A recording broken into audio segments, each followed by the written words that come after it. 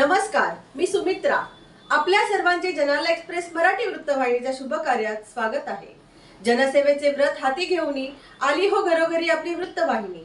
जनाला एक्सप्रेसची जलद भरारी. चला तर मग पाहूया आजच्या ठळक घडामोडी.